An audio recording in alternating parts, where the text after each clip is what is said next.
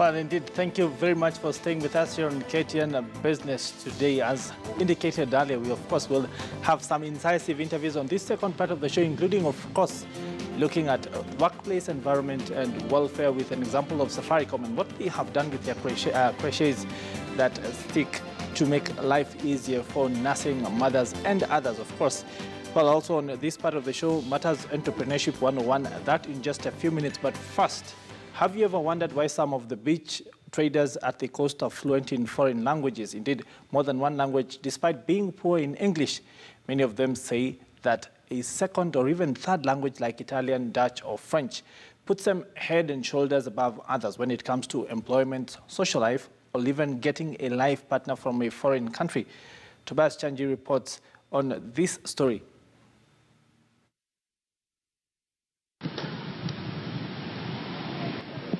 From our research, both locals and foreigners either learn each other's language through experience, interaction, or going to a languages institution. One such institution here in Kwale is the Lingua Center in tourist town of Diani, where many are flocking to learn either a foreign or local language. Analala saa tatu usiku.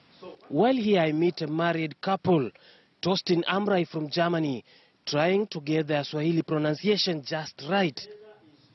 Mimi ninaitwa Amrai. Mimi ninatoka Ujerumani. And sisi ni wanafunzi wa Kiswahili. Mimi na Mume na Amrai. Yeah, Amrai already said it. It is. I'm wondering that the Kenyans are so good in learning different languages. Sometimes the beach boys surprise me with Italian, with German, with French. Amazing. And I like to understand sometimes also what my staff is talking about me. Sometimes when I want to buy spinach, I ask the lady, it is nchana? And she was laughing, and oh, the shop is laughing. She said, no, it's not nchana, it is michicha, yeah. But also. There are also Kenyans like Mbaruk Mohammed, who joined the French class 4 months ago. Having already learned the basics, he can now introduce himself in French and says that he wants to be either a French teacher or use his new skills to secure employment. J'ai habité au Kunda. Je suis étudiant à Lingua Center avec Monsieur Nyamawi. Le parler français.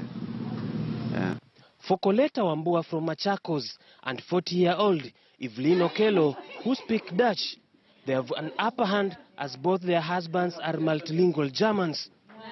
Morgen, ich heiße Coletta Wambua und ich lerne Deutsch hier. Bwanangu ni Mjerumani na ningependelea nipate kujua Kijerumani kwa maana Kizungu kwake huwa ni tatizo. Nenda ku learn Dutch and na kwa sababu nataka niende huko Ujerumani. Douglas Nyamawi, who is a co-founder of the Language Institute, teaches French, English and Swahili in the center and some secondary schools. I can tell you we have taught many students since 1995 up to now. Well, it may not be a million, but at least we have hundreds of students, hundreds of thousands of students whom we have taught. He says that residents mostly cite an opportunity to serve tourists better in hotels or cottages and even get partners as the main reason for studying the language. Some of them were even lucky to get some spouses in Europe. Some of them are married here in Diani by some of the residents, and some are married even in Europe. I can cite a few who got employment in Europe. There is a guy who works at the Heathrow Airport today as we are talking. Apart from the ocean and the white